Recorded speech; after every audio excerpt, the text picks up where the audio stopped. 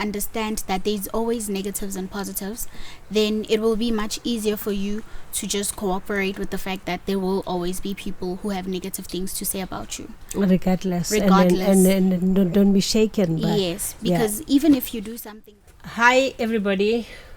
Welcome to our podcast, Redirecting Lives, where we're discussing issues openly. Guys, we've seen social media. People, our kids, all of them wants to become influencers. They want to know how to make money and so forth. Everybody is just all over around social media. And we've decided as Redirecting Lives to basically go around and get the full information on social media. As a result, we've actually managed to get hold of the one and only Nthabiseng, who is our guest and who embraces our podcast. Nthabiseng, over to you and welcome. Thank you so much for having me. I would first like to introduce myself. My name is Nthabiseng and I am a public figure. Public figure, guys, did you hear that? Public figure, not an influencer. Please don't make that mistake. I mean, I was educated. Yes. Okay. So I'm a public figure. Great. I do music. I am on to doing acting, and I'm a model for local brands, and also I just dance a lot on my TikTok account. So yes. You dance a lot. Yes, I so dance a lot. And by the time you feel the few moves. Well, I'm telling you guys. Okay. Ludwig, I think Hanzabala, I was counting. In fact, because of it was on and on and on and on and on. So what that means is, as a person, you cannot only just look for just one income. Ne? yes. Is that the reason why you have multiple things that you're doing? Yes, that is the reason why. Because I also have a dream that I am chasing. It's not only that I want to be a public figure forever. I also want to be something that is more than a public figure. Okay. Yeah. All right.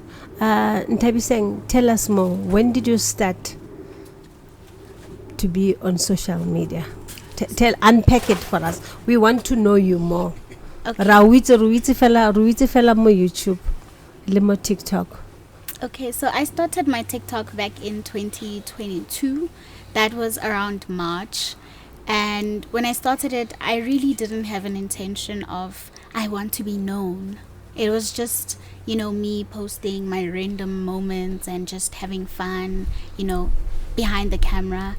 And as time went by, I just started to, feel more, comfortable in posting content that was like relatable to my audiences. Okay. And the more I got exposure, the more I got comfortable, and the more I just started doing things that most people on TikTok would do, like dance challenges and creating them, not only joining them, but also creating them. Okay, so you are not only a follower. No.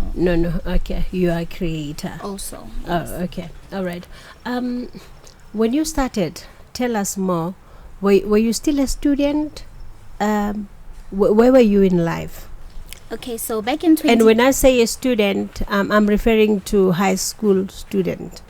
Yeah. Yes. So in 2022, I was doing my grade 11. Okay. And that's basically it. I was a student and there was nothing much into it. It's just that I started it as a hobby. Not really because I wanted it to be something serious, but because most of my peers were doing it. Okay. Yeah. Guys, remember the purpose of this is to really understand the scars that you went through to be where you are. Not only the crowns, most of the time as CEO or as successful people or as famous people, the focus will be purely on the crown. here we want you to tell us about the scars when you started. Nonali phone na your parents could afford it. Tell us more. That's what we want to know, because of where I am. I want to start and being an influencer. Margaitor again iPhone. How do I start? Okay, this one is a very hectic one, but when I started it, it actually happened after I got my phone, because most of the TikTok users had iPhones. So I was like, okay, now I am part of them, so I can start making videos.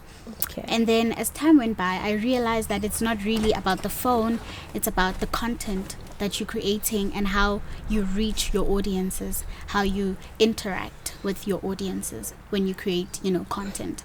So I was like, okay, let's forget about the phone and just focus on, entertaining people. Okay. So sometimes it can be hard when you don't have like a proper phone or a standard phone that fits in the society of TikTok creating content, Okay. because you might feel like you're getting judged for being, a creator with such a phone.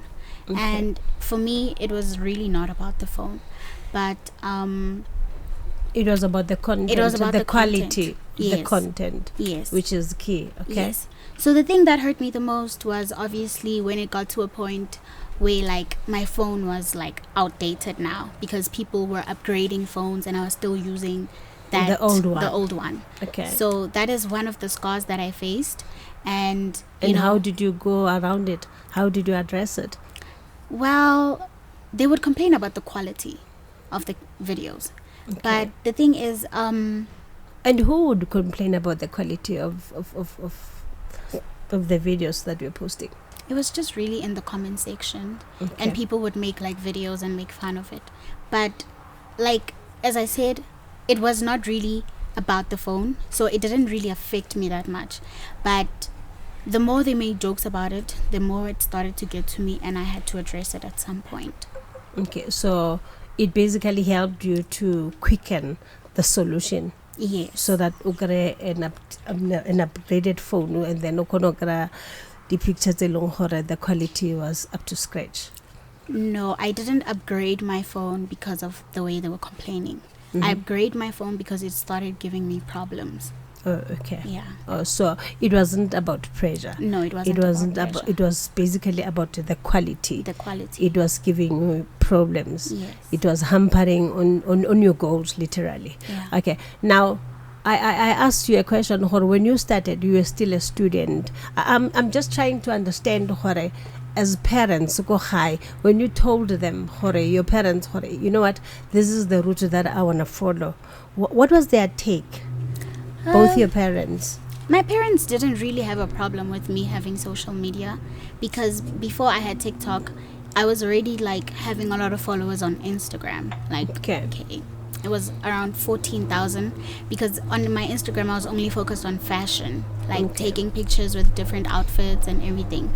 So when it got to the point of me starting TikTok, it was never serious. But they started to, involve themselves when it started to grow more, and when I started becoming, the eye of the public and everything. That's when they started to involve themselves.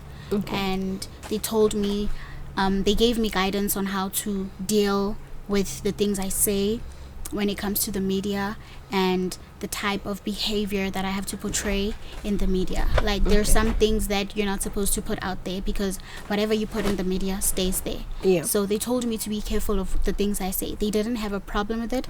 They supported me, and they gave their all into like helping me make this happen. Okay. Being a student and juggling the social media content, didn't it have a negative bearing on your academic? Not really, because Don't say not really. Tell us. I'm at home. I want to start. My parents are saying no, you can't, because it will have a negative bearing on your grades. How do I motivate my parents? Okay. Well, with that, it only affected them when I was doing grade 12. But when I was in grade 11, it didn't really matter. because I was already okay with my academics. But in grade 12, it's a very serious year for a student, and they want me to put in all of my focus in my schoolwork and take a little break from TikTok. So yes, it did get to a point where they told me to relax a little bit with TikTok and focus on my studies. And how did you feel about it when they told you that? I mean, please tell us, be honest, because remember, as youngsters, when parents say this, there is a tendency to say, "It's again or outdated. I can juggle." Yeah. Yeah, I understand. Yeah. I did understand, because also personally I knew that like I wasn't performing that well. So I really did need to take a break and focus on my studies. Did it help? It did help, but it didn't help that much, because I was focusing on my studies and I also missed TikTok at the same time. So but eventually you finished. Eventually I finished, yes. And then now you are basically at university. No, I'm upgrading. You are upgrading. Yes. Oh, great, guys. What we're learning is basically that regardless of where we find ourselves, it is possible to juggle between the two. Make sure that your academics, your grades are not impacted by the social media.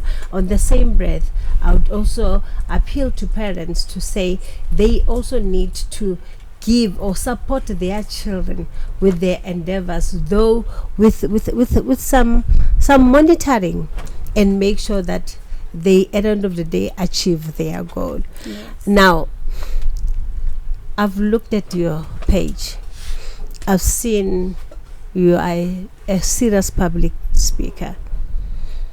Now, how do you handle fame? Fame as in you as a person. Okay. So, to go in depth, as a person, I am not really a person who interacts with people, with a lot of people, and I don't really, enjoy interacting with people, let me say. So we are blessed, guys. Did you hear that? We are blessed for her to allow herself to come here, because she doesn't interact with a lot of people. Oh, shout out to Redirecting Lives. Yes.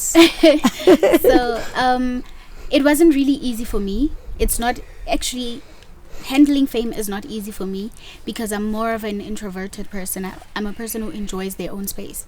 So when it comes to just having to interact with people, it gets to a point where I'm like, okay, I just can't do this, but I have to, because I need to give them the support back as they give me the support.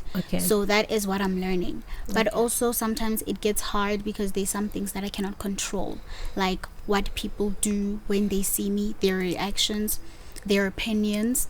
Tell us the juicy part. What do they do? I mean, when you are a public figure and you're known, when they see you in public, they take pictures of you, and sometimes it gets uncomfortable for you, because like you feel like, okay, why is this person taking a picture of me? But also you need to understand that I'm a public figure, and there's people who enjoy seeing me in real life, maybe, or who get excited to the point where they're like, I need to show whoever that I saw this person somewhere. I was next to you. I was seated next to her. I was seated next to her, and great. Yeah.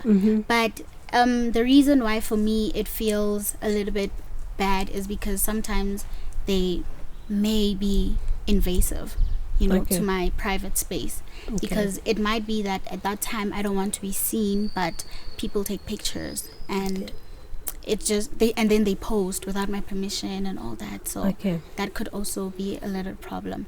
But I learned that, okay, this is my life now, and I need to understand that these are the things that happen. I shouldn't get angry at the people who take pictures of me without my permission. Oh, great. Yeah. So you've learned that you can actually control your temper regardless of where you find yourself in that sticky situation. Now, I need you to educate us. Social media can be good, and it has its good side. It has its bad side. The bad side is other celebrities, they end up killing themselves, committing suicide, purely because of the negative comments that come out of there. How Yes.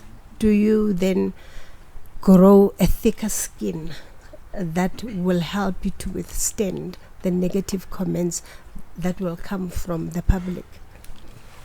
So I feel like it's a thing that comes from the inside, depending on what type of a person you are. So if you really are a person who takes everything serious and let everything affect you, then obviously it might just get to a point where you feel like giving up. But also, when you choose to understand that there's always negatives and positives, then it will be much easier for you to just cooperate with the fact that there will always be people who have negative things to say about you. Regardless. Regardless. And don't be shaken by. Yes, because even if you do something that's good, they will still say something negative. So what you are telling us, we should not worry about what people say Yes. about us, because we cannot control other people's opinion about us. Yes. As long as you know that when this is the kind of person that Yes. you are, and this is what you're striving to achieve. Great, guys, did you hear that? Please make sure that you don't get shaken or swayed either way purely because of the negative comments that might come or that might be said about you. And it's not only on social media. I take it negative comments can come from your friend or the person that you regard as a friend. Now, with regards to friends, going back to your life, your status, who you are in the public space, your friends, how do they relate with you? My friends are always there to support me regardless of what happens. That's the one thing I love about my friends. Okay, that's Yeah. nice.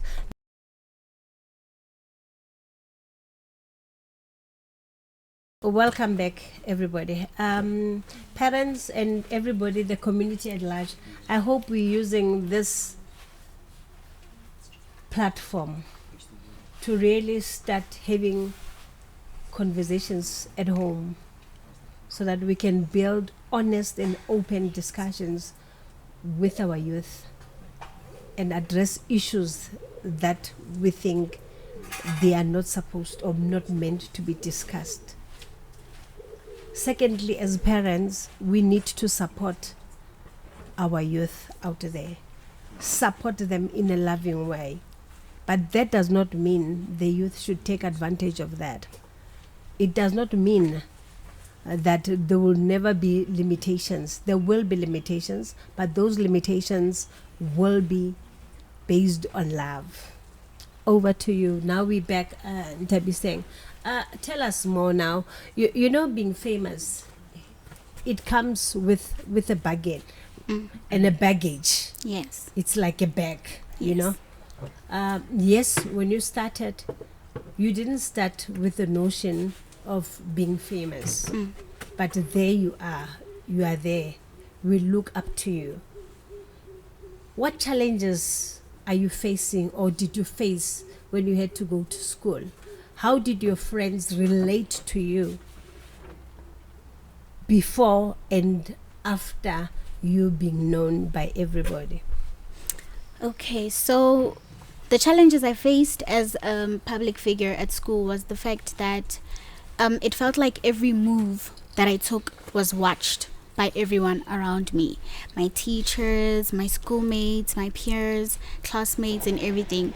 So everything that I did, it was like, okay, you're doing this, do you do that on TikTok, or you got that on TikTok, or things like that, you know, those negative comments and things. It was just kind of overwhelming sometimes because it felt like their main focus was what I did on TikTok, and now they were expecting me to just behave in a particular way. So whatever that you were doing, it Yes. was questioned. Yes. Whether negatively or positively, but they would question. Yes. Yes, okay.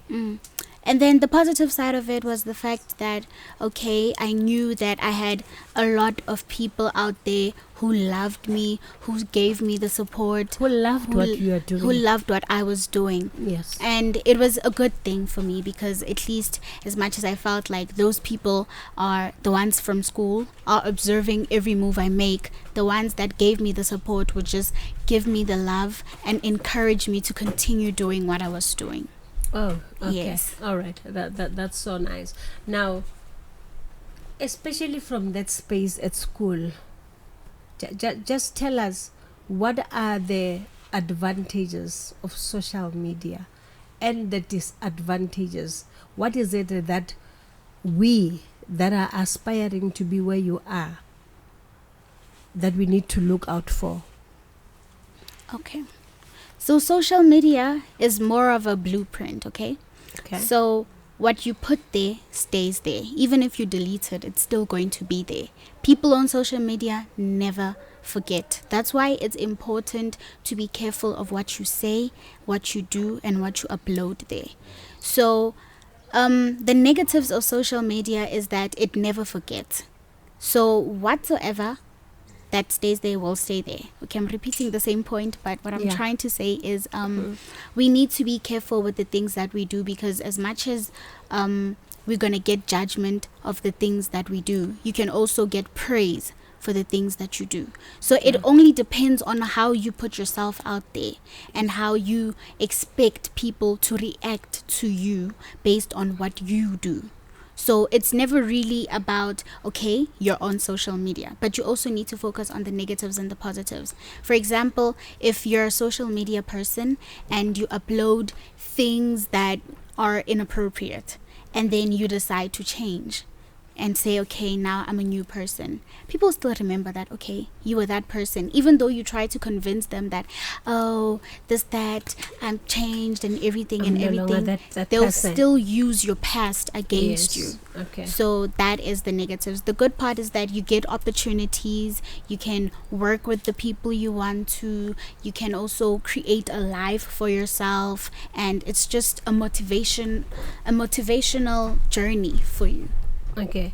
And then it also a platform for you to collaborate. To collaborate, yes. Okay, Like because of opportunities. And guys, that being said, we can realize one thing, that we can never work in silos. As young as we are, we need to collaborate, because working in silos doesn't yield results. I think that's what I'm getting from our guest speaker, by the way.